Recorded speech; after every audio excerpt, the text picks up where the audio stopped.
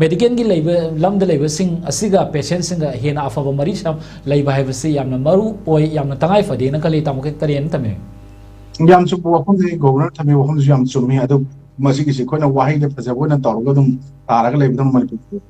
uduna lai adu masi de khena ba khara khakti koi mamang da Jennings ki kanoni hai music thabigi to du rims sogera Jennings sogera mamanga kina bakra de koi mamang de koi rims ki matang da lalo group mayam amana tawan ba mo koi phajada ba thiba mayam pu thoga ngangna ba chaina mayam koi ugre madugi matung tarak pada de koi ganda koi dringai da mitrani tham khai mamang de koi na mamagi chatpa matam da ana layeng bu yeng chap matam mamanga yam khena de yamna phajana koi di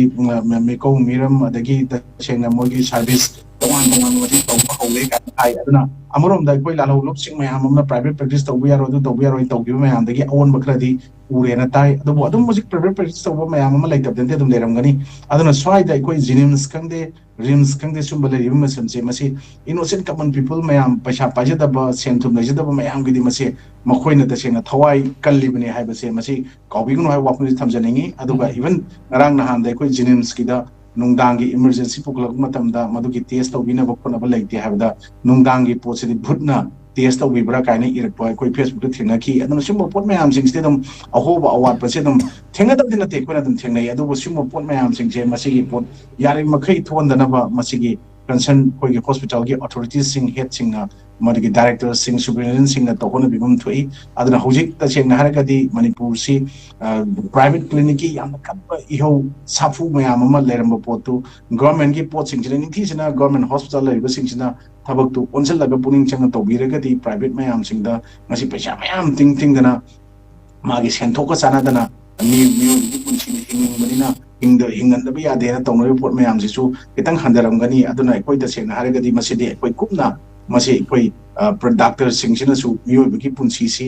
koi gi da sing na life ribi na te sana ba ya ba pot na te lumai da ha pa yon ba pot amana te ata lai daga pot daga lang ko sin na ya pot amana te life ba se ko tang la ko ni ko koi khang pon te kanam ta madu mathang ma pok hai mani mathang ma pok koi hai ba pot si ka su thona ka thajana bagi wan lai bagi pot ka su lai te aduna sum pot ma am ja amtang pok pa amuk sir loi ba miyo pok sida miyo ba kunai miyo bu kan na ba madu kwai digi kainung koi ba noble oi ba profession ma su koi ri ba kwai digi respectable profession ma koi ba doctors nadaga nurse nadaga any mari le ba concern ana layeng sengal le ba kangu sing sina madu da karba rom da na ko thada ba sendal da bi rom da la aga de miyo ba koi gi madu gi pot ma kainung gi wan tho miyo ba mo na le oi then ekoi masen ta seng na ha gi thajana da bi pot na maram mo ra kan da masai gi koi da seng government gi koi sarkar gi to chara kan da magi chap chana mum to ko magi kusuman pangalai ena chauram pa pa private clinics hospitals in the salaga thabak to dum baram war kan da innocent common people hawai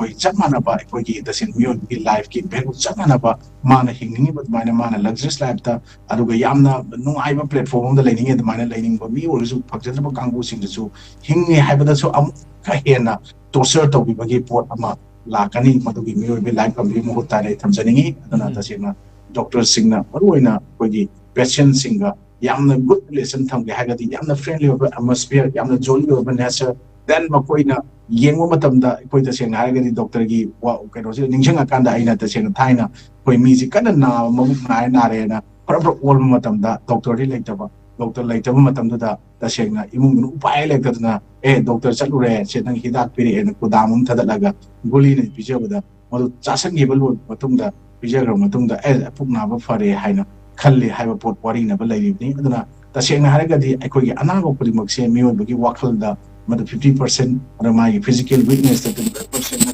ana 100% mana 100 sai kaina aina bujudum tai adu sigi pot da akoi yamna wakal da ngasi di sakti thona pidure ba se doctor singdugi moki wahiyama nadra mokoni irakwa prescribe torokwa mokogi hidak lang tatma su oiribani ana sigi pot sumba miyo bagi life and death si mantre hingba ni gi langdai madugi pot tugi madugi chukli pariba mokoina di profession ase mangthokna ba aduga profession se masang thien na ba thabak tawdi langani aduna masida private highlight government highlight adu focus te ko government da lebi ba mayam se government hospital ni tin tawbi aduga private lebi sing su government na phangok sing tawdu dum tawjasnu aduga miyo gi life da madugi sana bagi pot man ba pot di ko ngasi bu dan life pot mayam se di tawbi dum na fayena is my tam jagena